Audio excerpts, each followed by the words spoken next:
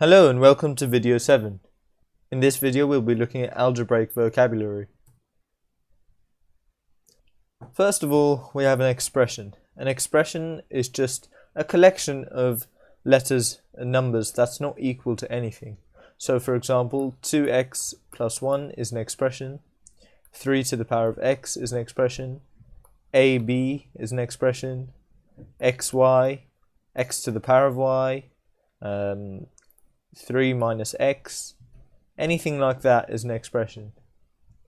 Now an expression becomes an equation when we have an equals sign within. So if I had the 2x plus 1 and I equated this to 7, now this is an equation because we have an equal sign, and we can solve this equation to find a value for x for which it is true. For example here, 2x plus 1 equals 7. We can manipulate this, which will be done in a later video, to find that 2x equals 6 by taking 1 away from both sides and dividing by 2 on both sides, x equals 3. So 2 times 3 plus 1 does give 7. So in this equation, the solution for this equation is x equals 3. Formulae, the singular is formula and the plural is formulae. Now, a formula is a mathematical relationship or rule expressed in symbols. For example, if we have the area of a circle equals pi r squared, this shows that the relationship between the area and the radius of the circle is given by this equation. Area is pi times the radius squared. Another formula is speed equals distance over time. Another formula is density equals mass over volume. Another formula is power equals current times voltage. All of these are formulas, and they can be used to work out different things. An identity is something that's true for all values of x, and instead of using the equal sign, we use the identity symbol.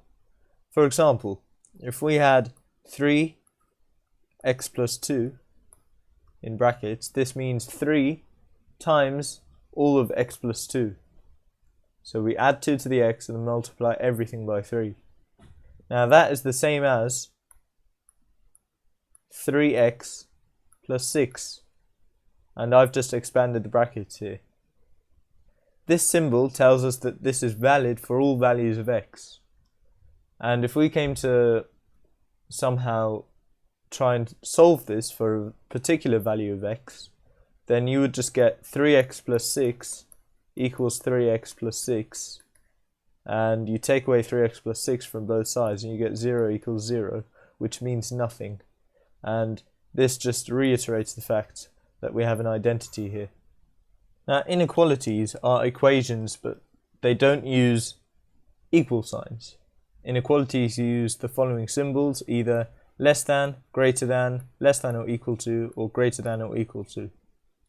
And if we have, for example, 3x plus 2 is less than or equal to 11, and we're told that x is a positive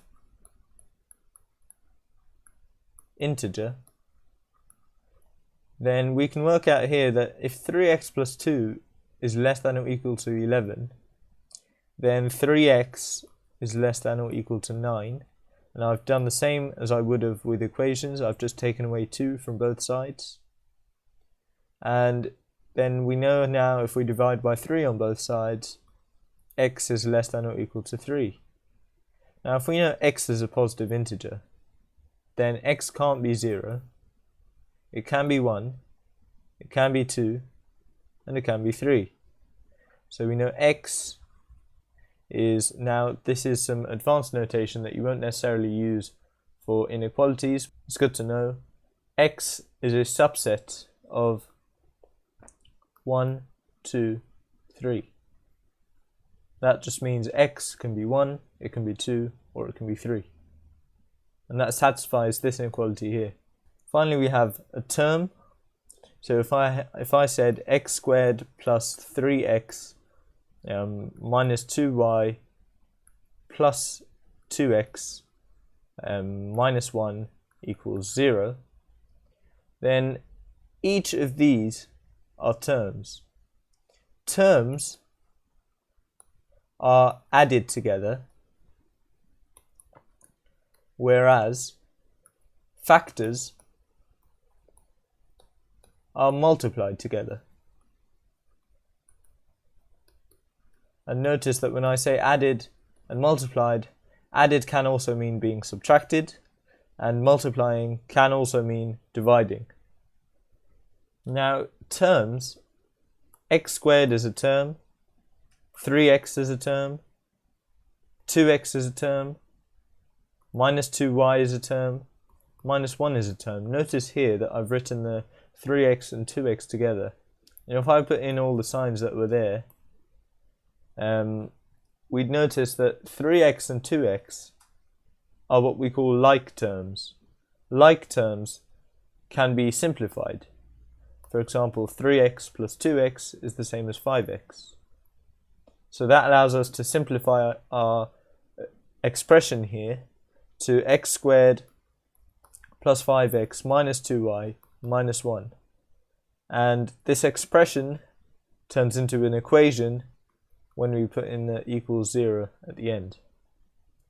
Now, factors, if we look at 5x, well, the factors in 5x are the 5 and the x. If we look at 6xy, then that is equal to 6 times x times y. And 6, x and y are different factors that make up that term. If we had x plus 2 times x plus 3, now that would be a term. That whole thing would be a term. But then we have x plus 2 is one factor and x plus 3 is another factor, as we're multiplying these factors to get the term. However, if I were to expand it to make x squared plus 5x plus 6, and don't worry about how to do that, we'll do that later. If I looked at this, then x squared is a term, 5x is a term, and 6 is also a term. And now we can't really see any obvious factors.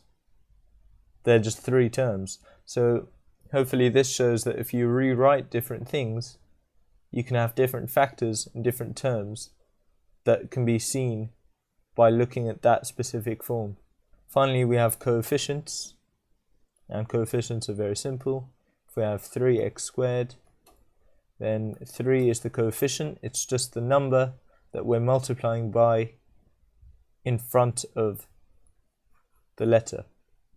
So if we have 2xy, the coefficient of this term is 2.